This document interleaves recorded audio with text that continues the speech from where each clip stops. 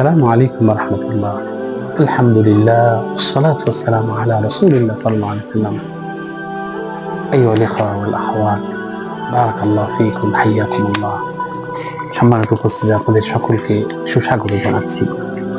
আল্লাহ সুবহানাহু ওয়া তাআলা কোরআনে বলেন, ওয়াল্লাযীনা ইযা ফাআলু ফাহিশাতান আও যালামু আনফুসাহুম যাকারুল্লাহ ফাস্তাগফিরু লিযুনুবিহিম ওয়া মান ইয়াগফিরু যুনুবা ইল্লাল্লাহ।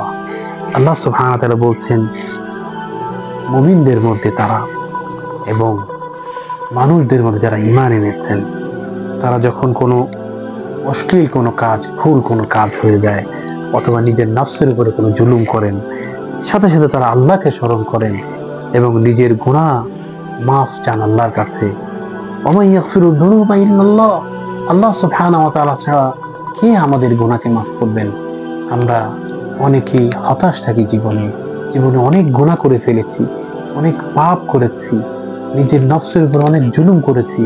আল্লাহ সুবহানাহু ওয়া তাআলা বলছেন, ইয়া ইবাদিয়াল্লাযীনা আসরাফু আলা আনফুসিহিম, হে আমার বান্দারা যারা নিজেদের নফসের উপর বাড়াবাড়ি করেছো, সীমালঙ্ঘন করেছো, জুলুম করেছো, লা তাকনাতু মির রাহমাতিল্লাহ, আল্লাহর রহমত থেকে কশিন কালেও তোমরা নিরাশ হও না।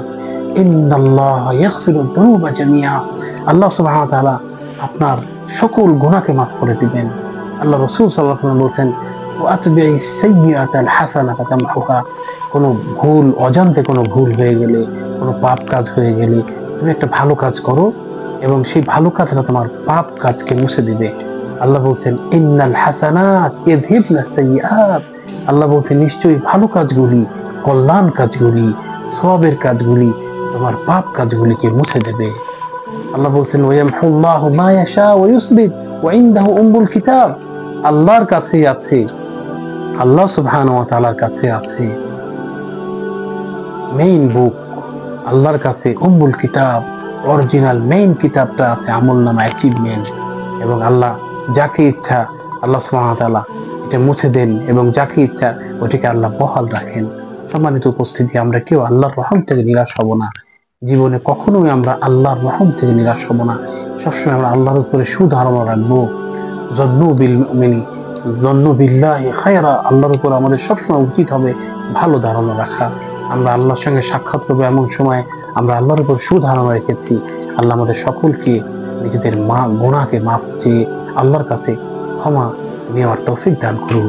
আমরা সবসময় নিজেদের দিকে খেয়াল করি, অন্যর দিকে, নিজের দিকে খেয়াল করি, নিজের পাপের দিকে খেয়াল করি। আল্লাহ সুবহানাহু ওয়া তাআলা আমাদের দুনিয়ার জীবনকে সুখময় করুন, আখিরাতে চিরস্থায়ী অনাবিল শান্তির জন্য কাজ করার তৌফিক দান করুন। আল্লাহ বলছেন, ওয়া আজরুল আখিরাত খায়রুল লিল্লাযীনা ইয়াত্তাকুন, আল্লাহ বলছেন আখিরাতের প্রতিদান হবে সর্বোত্তম।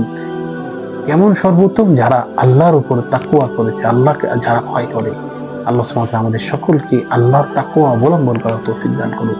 ফাইন্নী উসি নাফসি ওয়া ইয়্যাকুম বিতাকওয়াল্লাহ, আমি আমার নিজেকে এবং আপনাদেরকে সবসময় আল্লাহর তাকওয়া অবলম্বনের জন্য ওসিয়ত করছি ভাই। আত-তাকওয়া ওয়াসিয়াতুল আউয়ালিনা ওয়াল আখিরিন, আল্লাহকে ভয় করাটাই ছিল প্রথম এবং শেষদের সালাফদের ওসিয়ত ছিল। আল্লাহ সুবহানাহু ওয়া তাআলা আমাদের সকলকে এই ওসিয়তের উপর আমল করার তৌফিক দান করুন। আসসালামু আলাইকুম ওয়া রাহমাতুল্লাহি ওয়া বারাকাতুহু।